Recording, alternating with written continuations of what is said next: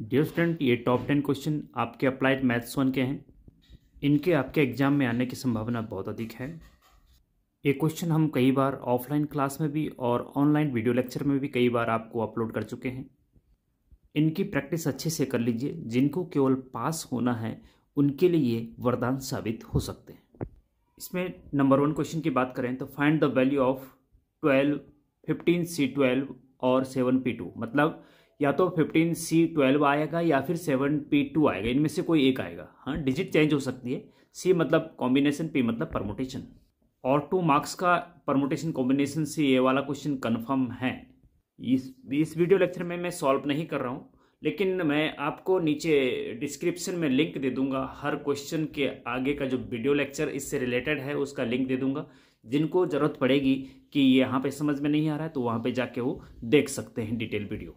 Question number 2, how many term are in the expansion of x plus a की power -7 आएगा या फिर x plus a की power 18 आएगा। देखिए स्टूडेंट, अगर पावर -7 आए और फिर बोला जाए कि नंबर ऑफ टर्म कितने हैं तो सीधे सीधे इन्फाइनाइट आपको लिख देना है। ध्यान रखना इस चीज़ का। हाँ, अगर पावर पॉजिटिव आए, मतलब जैसे 18 पावर है तो एक और ऐड करके बोल देना कि 19 इसमें नंबर ऑफ टर्म होंगे बस। अगर 12 पावर है तो 13, एक प्लस करके 13 नंबर ऑफ टर्म्स होंगे। ओके।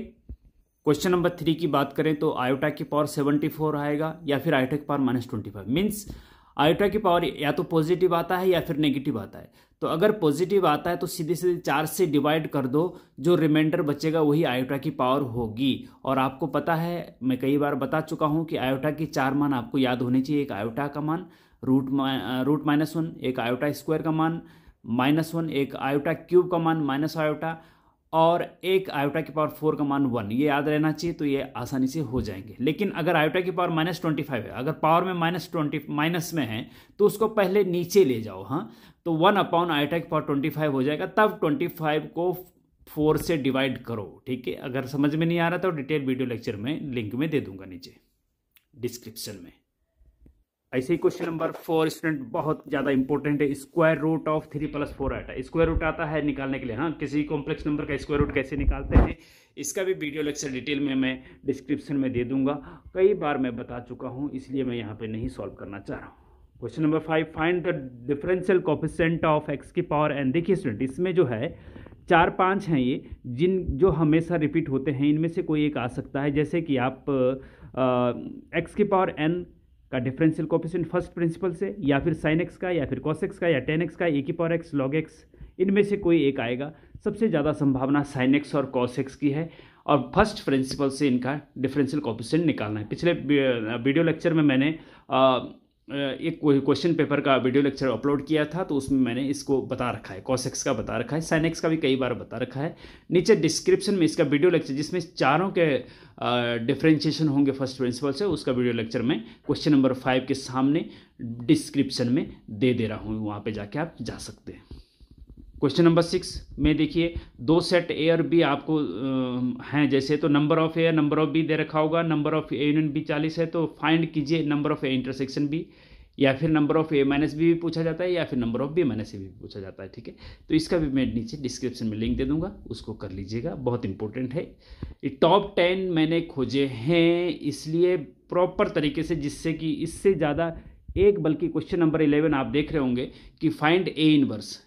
क्योंकि टॉप 10 निकालना था तो टॉप 10 में यही निकले। लेकिन क्वेश्चन नंबर 11 जो मैंने लिखा है वो इसलिए लिखा है क्योंकि मैं इसको छोड़ नहीं पा रहा था, क्योंकि ये भी बहुत ज़्यादा पूछा जाता है, तो इसलिए मैंने क्वेश्चन नंबर 11 को भी शामिल कर दिया। अदरवाइज टॉप 10 में ही होता है।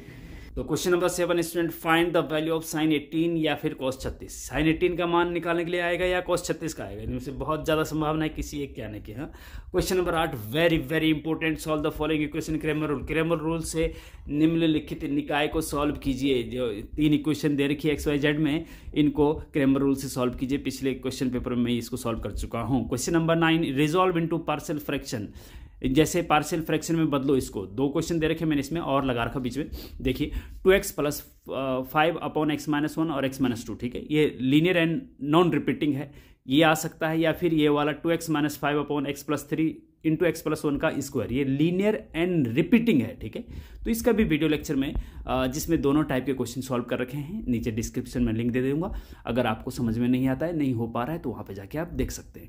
Question number 10, find the equation of tangent and normal to the curve y is equal to 9x square minus 12x plus 7 at point 2/3, x। ध्यान दीजिए, बहुत इंपॉर्टेंट है।